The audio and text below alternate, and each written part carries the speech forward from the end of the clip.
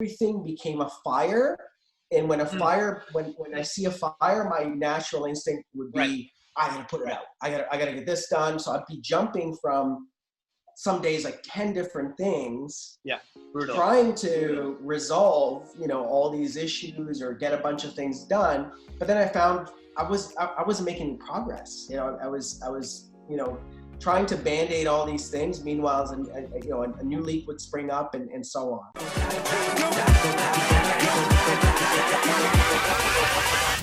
Hold up. Welcome, Level Uppers. We're here for another episode of the Level Up Mortgages Blueprint, where we speak with entrepreneurs in the real estate, tech, and personal finance space about their blueprint to success in their respective journeys. It's Paul from Level Up Mortgages, and I'm here with today's inspirational guest, Reuven Gorsht from Untitled. Reuven, thanks for joining us to break some virtual bread as we do some real talk. Absolutely. No, great to be here, Paul. Thanks for having me. You bet. And for those who don't know, Reuven, a few, I guess, facts about you that really impressed me. First of all, you've got an exit on your belt. You just casually sold something to RBC. That's pretty cool. I know banks don't always buy stuff, so I'm curious to hear about that throughout our interview. You've got, I guess, an executive MBA at Harvard. You do a lot of advising within Ryerson, I believe, or the DMC. You are involved in a bunch of angel networks. Like, you've got your hands in a lot of things, so I'm sure that's going to come out through our chat. So I'm really excited to just pick your brain and hopefully understand how you've been leveling up the last little while.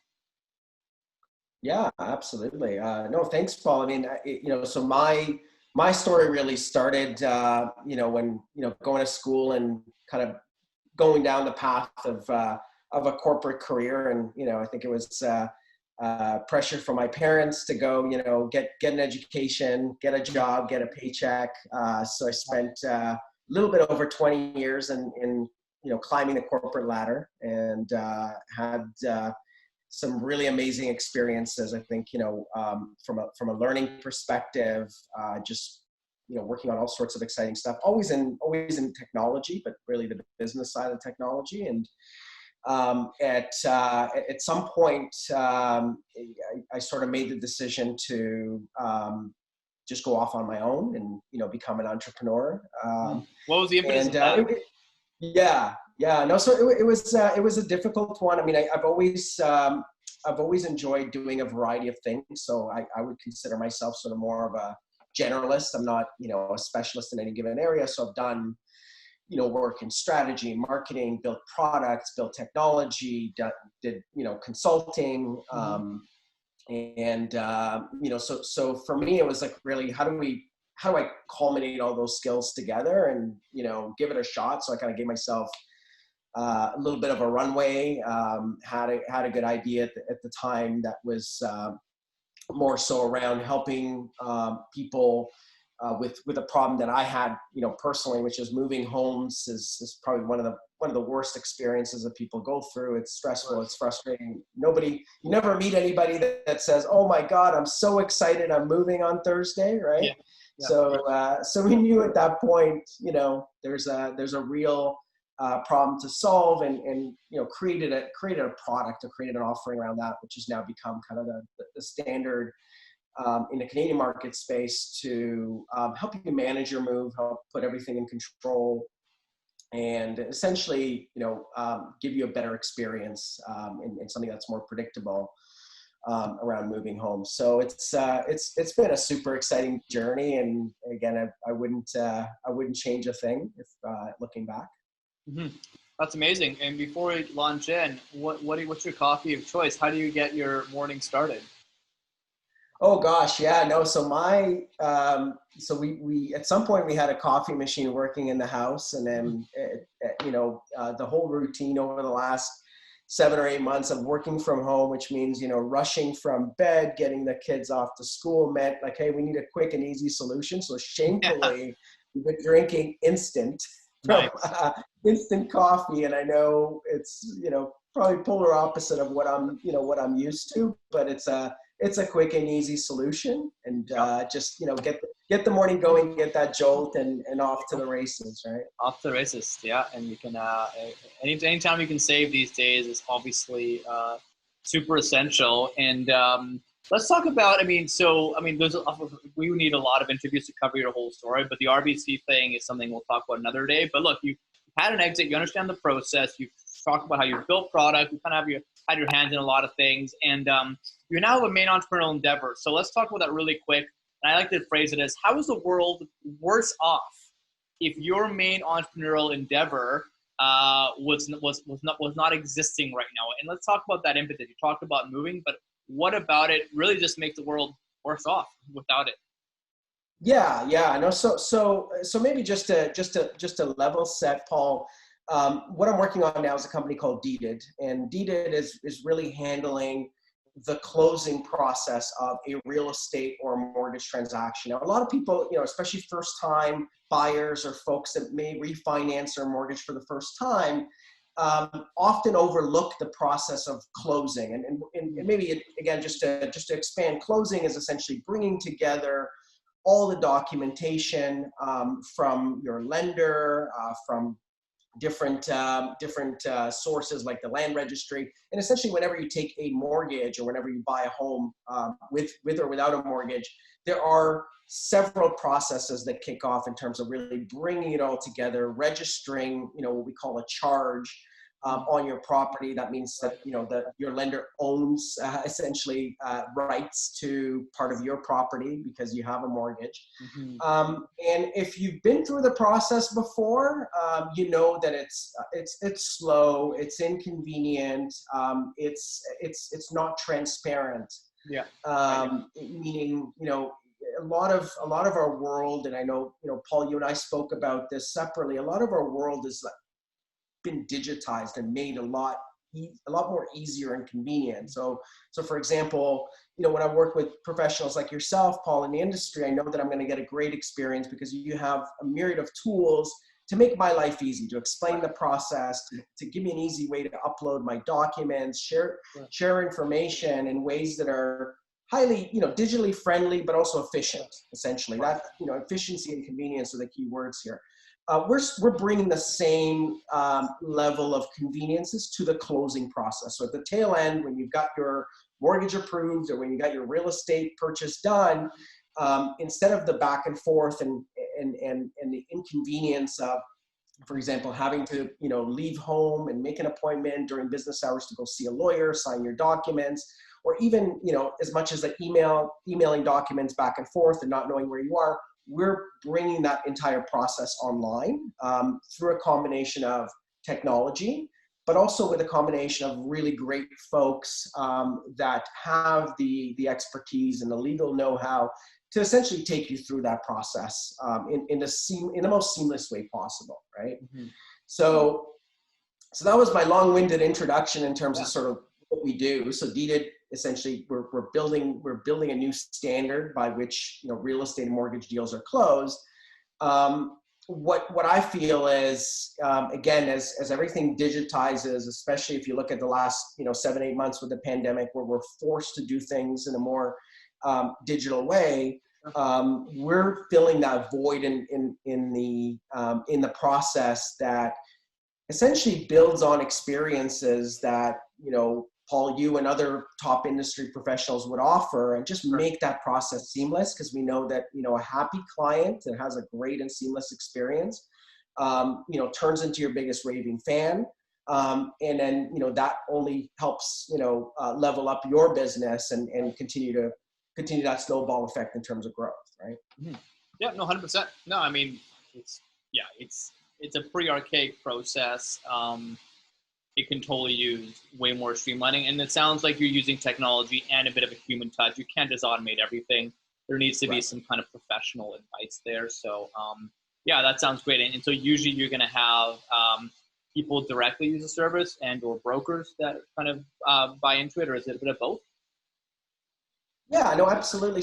So the way we look at like the closing process is it's essentially a collaboration of everybody that's involved in the deal in order for it to really come together, right? So for example, without the great work of brokers, we would have a hard time servicing the client in terms of, getting documents and getting all the moving pieces going. And the same goes for the lender, the real estate agent, if they're involved in that transaction. And there's a lot of other parties, right? There's the land registry, there's appraisals, there's all sorts of folks that really need to come together in order to make this happen. And a lot of times to the consumer, it happens behind the scenes.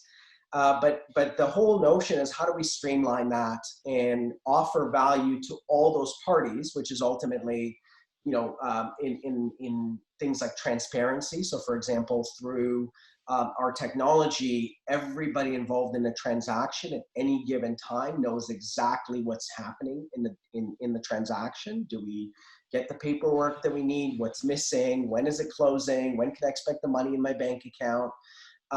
So very similar to, other parallels that we have in our personal lives, tracking a food delivery or tracking my Amazon order. I know real time what's happening. Why can I do that? And I can't track the largest investment that I'm making in my life, or the largest purchase, right? That's a good point. Good point. That's awesome. Well, I mean, I'll link to that, and obviously people can peruse and, just be more aware that there are more options. Look, it's not easy to launch any kind of startup. It's not your first rodeo, obviously, but talk about habits that you have, switching the lens more, just like you as an entrepreneur, right? Who is giving all you got into this new venture, right? And obviously doing a great job with it. You obviously have habits that help you get this. So there's daily habits, and you've got sort of your long-term goals or personal challenges. So yeah, what are some things that you swear by that help you, stay focused, be creative, and get 1% better every day? Do you have anything you want to share? Sure. No, so a couple of things. I know there's a lot of different schools of thought and habits, like, hey, the 5 a.m. club and, hustle and all that sort of stuff.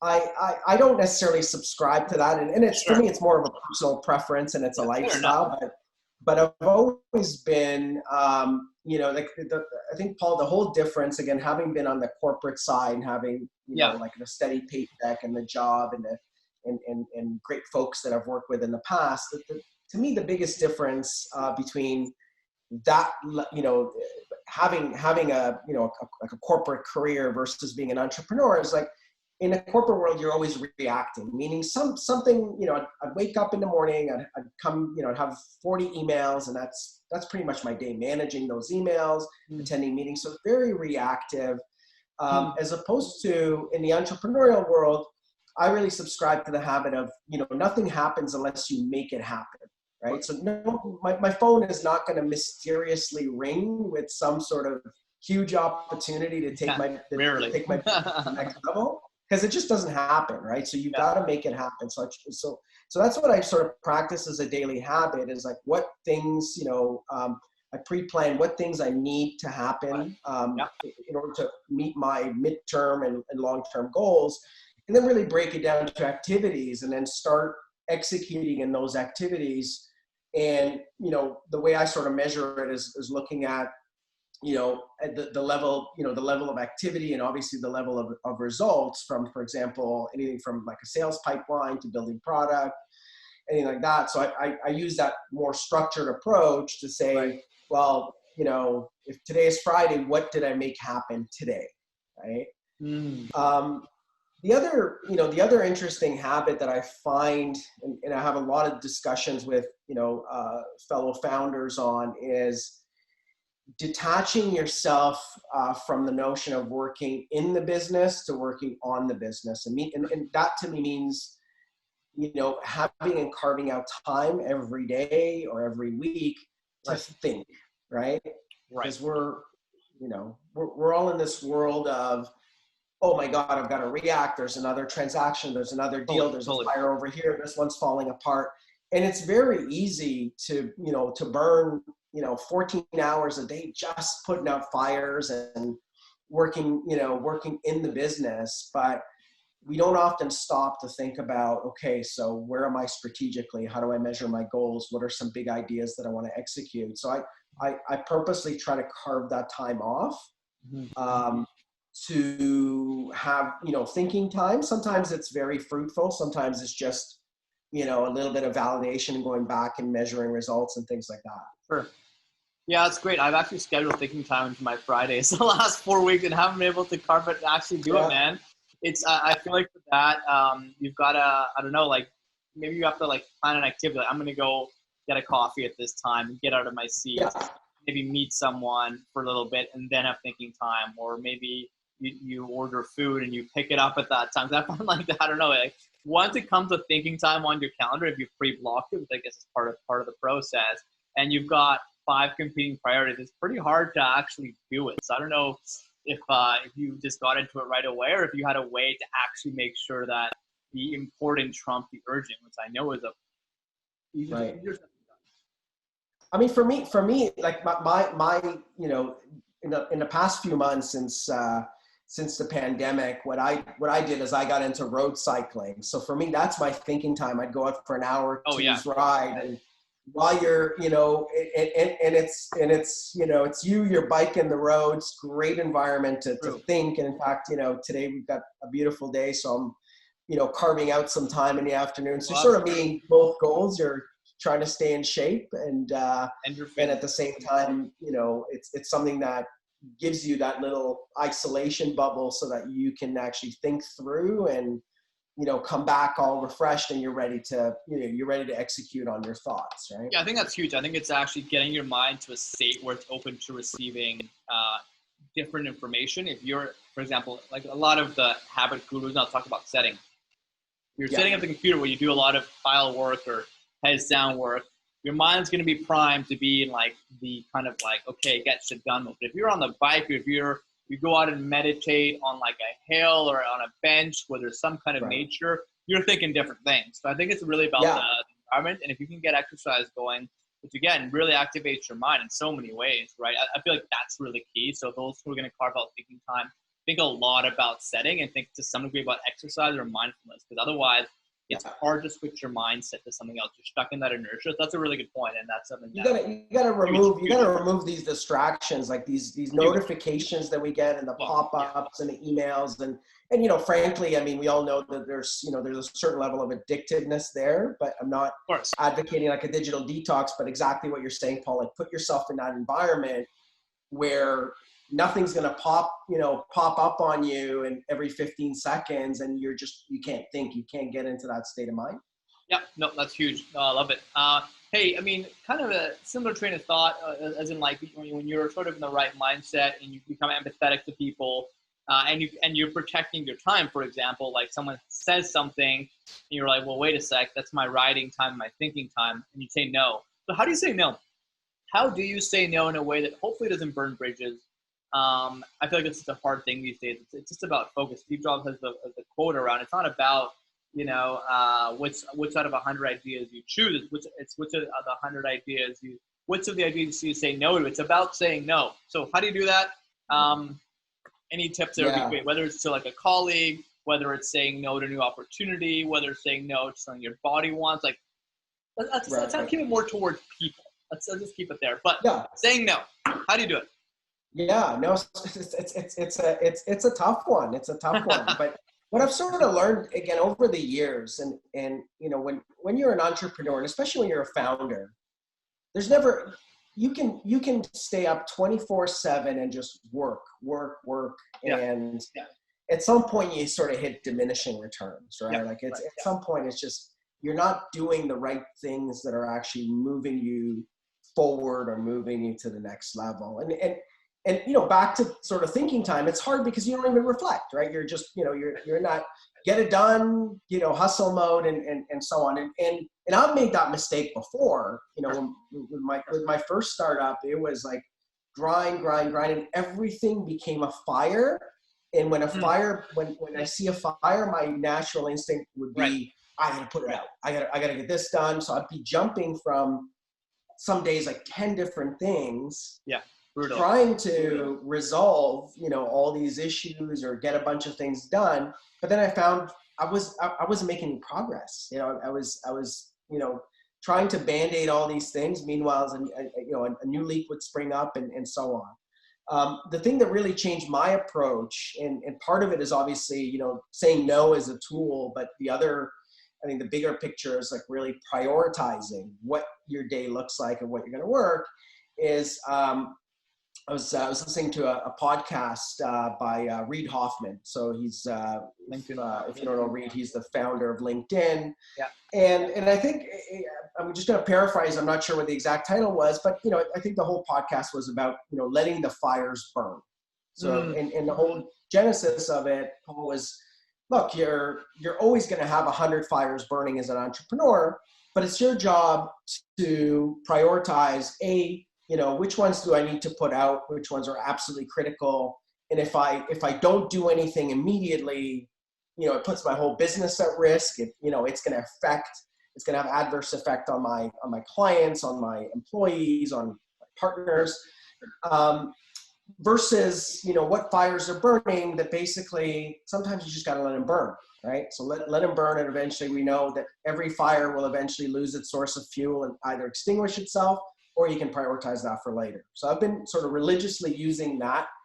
I wouldn't even say system, but it's just sort of a mental state to say, look, I woke up today, it's Friday, I know I've got 20 things I want to get done. There's no way I'm going to get 20 things done today, but which fires are absolutely essential, and I'll put them, on top of my list, and I won't say no, and which ones I'm saying no to either people or saying no to myself. And I think the saying no to myself is really number one, right? Before you even, communicate with stakeholders or just say, like, look, I get it. It's empathy. I get the situation, but right now it's just not a priority for me, or it might be, next week, or it might be next month, right?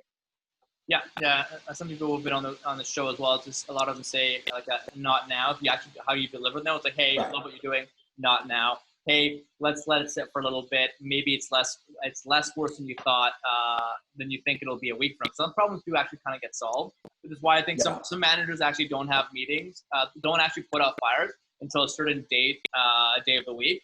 And sometimes a fire on Monday or Tuesday, by the time it gets to Friday and it's on the agenda, people are like, it's no longer an issue. Some of it is thinking a fire is a fire, but then letting it burn and understanding that maybe it's not. That's also especially when you've got people asking you stuff, right? So that's a whole other topic. But yeah, that's a really, really interesting one. Well, thanks for answering that. I think those are definitely that's like the art of entrepreneurship right there. That kind of prioritization and saying no to yourself. I think that's huge. Let's kind of shift gears to, I think when it comes down to sales and marketing, they're used and abused just by the world in general, right? People don't like to be sold to. They don't like to be marketed to for, of course, many reasons. But there's some ways to do it right and some ways to not do it well. So let's talk about when you sell and maybe the way when you're being sold to. What do you think you are doing that's wrong, that really should not exist in today's world, given just the saturation of noise and products out there, and just given just the way psychology is evolving, just basic empathy? Yeah, no, I think Paul, you might have just answered it with the word empathy. Like, ultimately, we're all human, and we all have, basic needs and elements. And what I'm seeing, and I'm sure you are, and all our viewers as well have seen, is, hi, my name is Reuven. Can I sell you this? Here's what I do. Meet with me. Give me some of your time. Sign up here. Do this. Like my blog, or whatnot. Where you've completely sort of missed that middle piece of, like, get to know me, get to know my needs, get to know what I value and prioritize, either, on a personal level or in a business level, and really come from a place of value. I think that's where empathy ultimately links in, is that you've got, like, sales has moved from different mediums over the years. So it used to be, a bunch of folks hitting the phones and just cold calling. Hi, my name is so-and-so. We do this, buy it, right? And then Wall Street style. It moved into, and then it moved into email, and then it moved into now social, like LinkedIn messages or Facebook or Instagram DMs. And it's just created a whole bunch of noise that's extremely difficult to differentiate who's coming from a place of value, who's coming from a place where,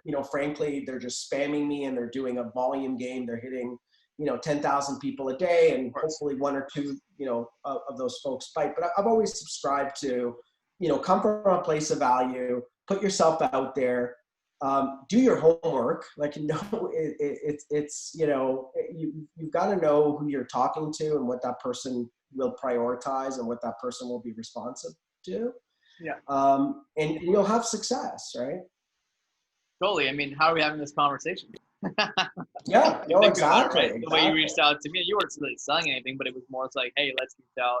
I saw you on, that magazine over there and whatever, something that resonates. And I don't know, we've got to each other in a quick call and boom, here we are, right? So yeah, no, and that's the perfect example, because I really, I think, I saw myself, really subscribing to what you were doing in the industry, and love what you were doing, and what what you said in the article. And obviously when we first talked, it just, our mindsets clicked. Like that's not going to happen every single time, but, right.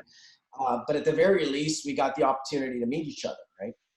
Totally. Yeah. Amazing. So hey, case in point, I love it. Yeah. I mean, come from value, do your homework, and make people feel special. At the end of the day, humans want to feel special. That's just how it goes, right? Tap into that. Hey, skipping forward, just kind of, I mean, I know we're kind of already starting to rip through our time slot here, and of course people have busy days and things we got to say no to, right? So I'm going to skip through kind of our last couple of questions we carved out here, and that was around, what are some of the biggest mistakes that you see first-time home buyers or investors making when they purchase a property? And I'm sure that's very relevant to, of course, the things you do at Beated. Yeah, no, absolutely. I mean, so look, I mean, purchasing a home for the first time is just, I know from my own experience, it's overwhelming, and it's overwhelming because primarily you don't know what you don't know. And as we spoke about before, Paul, there's just so many different moving pieces that are involved. And so the more informed you are as a consumer or as a home buyer, the better you're going to fare off. So you've really got to, I feel, there's no shortage of content out there. I know, you've been putting out some incredible videos. We've got, blogs that we've been putting out, and guides, and there's tons of great resources out there, either online or working with a professional mortgage broker, a professional realtor, that can essentially educate you as a consumer. So the more you know, the easier and the smoother the process becomes, right? So you know what to expect,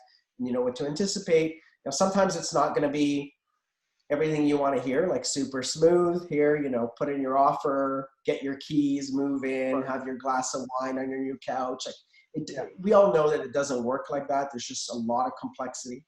Mm-hmm. But the best thing that any first-time home buyer can do is educate themselves even before they, as soon as they start thinking about the process. Right. Yeah. And, and the other side is be curious, ask questions. Like all the professionals are there, not only to help, to help you get the process done, but they're there because, you're using them as a professional, because they've been there, they've helped, dozens or hundreds or thousands of other first-time buyers get through the process. So just, if something's unclear, ask a question. You're going to get an answer, and you're going to get advice. Yeah, 100%. So yeah, ask more questions. Make sure you get your ducks in a row. And I usually say to people, back to sales. I talked to a prospect who's looking at listings, right, on our Realtor Partners website, or they're just kind of like in the early days, they're just browsing. I said, okay, well, if you found your ideal property, tomorrow, would you jump on it? Or if you found your ideal property, how fast would you jump on it? I'm like, it could be any time. Great. So if it happens tomorrow, then do you know what you're pre-approved for? Do you know the closing costs? Do you know your minimum down payment? So I always say to people, like, prepare that it's going to happen tomorrow, and just, don't be caught flat-footed, right? Kind of referencing sports, like make sure you're at least ready. And that could be, you're 6 to 12 months away, but you should act like you're going to go tomorrow, right? Because now with multiple offers on housing, it's about speed, right? And then, something that takes almost a year to course correct. What's course correction, especially in the financing world? Credit score is below what it should be. You don't have enough down payment. That's a huge one. You don't know the minimum down payment for property value. So it's course correcting, right? And that can take time. So I don't know if there's any course corrections that you see usually are things that block deals, especially on the closing side, or things that people find last minute. Maybe liens on their property, things like that. Yeah, no, absolutely. So the best thing you can do is, like, again, preparation always meets opportunity. So the best thing you can do, either whether you're using a professional or whether, you're on your own, you're just thinking, maybe you're not ready, the information's out there. There's programs, there's Right. rebates, there's all sorts of implications, but know your numbers. And maybe the other thing to add to that, Paul, is, look, like, home buying is very emotional. Like, at the end of the day, it's, Yeah. we no matter what, what we say, we often look at it, like, a lot of the decisions come from the heart versus the mind, right? Mhm. So a lot of it is like, I saw my home, fell in love with it, I see myself, here, I see myself in the neighborhood, I see myself raising maybe a family, in this home. And then when the emotion takes over, we overlook, all the facets, like you just said, like, what's my down payment? What are my ratios? What can I afford? Is this something that I should be doing right now versus, something else, right? Mhm. So I think it's always, and it's hard, right? Because you sort of, you fall in love with a property. There's 10 other buyers these days that are, in the same state of mind. They're bidding on it, and you're like, wow, I got to win because I see myself in that place. But you've got to be able to put that aside and let rationality kick in. Or you can expect a whole bunch of surprises, right? And we see that time and time again in the industry where, oh, I didn't know, there's $20,000 in land transfer taxes or something like that ends up being a surprise. That's unfortunate, and it just, Yeah. destroys the experience, really. Oh, big time, big time. Yeah, I interviewed one of my lawyer friends, and they refer to themselves as trained pessimists, which I Right. love. Hired trained pessimists, whether it's your Yeah, no, accountant. absolutely, absolutely. So that's a really powerful statement in that, again, like, you've got professionals in the industry, and they're there because they do this every single day, and you, as a first-time buyer, you don't. So Yeah, yeah, frankly, that's where, I know from our perspective, technology aside, technology is awesome to make, to accelerate things that we already do and make them a lot better. But right. the human aspect of, calling, someone at our office and having a question answered Sure. is absolutely the most important thing that we do. Yeah, no, huge. And even though automation and tech is evolving the way it is, and AI and all that fun stuff, the right side of our brains is probably not going to be changing anytime soon. It's emotion driven. It needs that kind of support. So couldn't agree more. Look, let's wrap up here. I mean, I'm thinking about all the things we talked about in a very short amount of time, and man, like, just to recap, the thing that stuck the most in me is I love the way that and these two questions are very related. The way you say no, especially to yourself, and the way you carve out thinking time and things to look at the high level picture than being stuck in the grind and putting out fires, right? The point of letting some fires burn, that's really difficult for some people who have some kind of OCD, a little bit of OCD, or whatever you want to call that as a founder. And a lot of people in this profession, they can't work on their business because they can't let go of things. They're too much of a perfectionist. Going back to Reid Hoffman, what's one of his most famous quotes? If you're not embarrassed about your first product, it's too late. So Right. it's about getting things Right. out that to some degree are good enough. Obviously, if it's a compliance issue, it's got to be good, right? But it's about really just like testing iteratively, making sure that you're evolving, make sure you know what to say no to, and you can't put everything else. I thought those were like huge kind of lessons that you could write. Then there are books on this. You could dive so much deeper into that, but the execution of that is huge.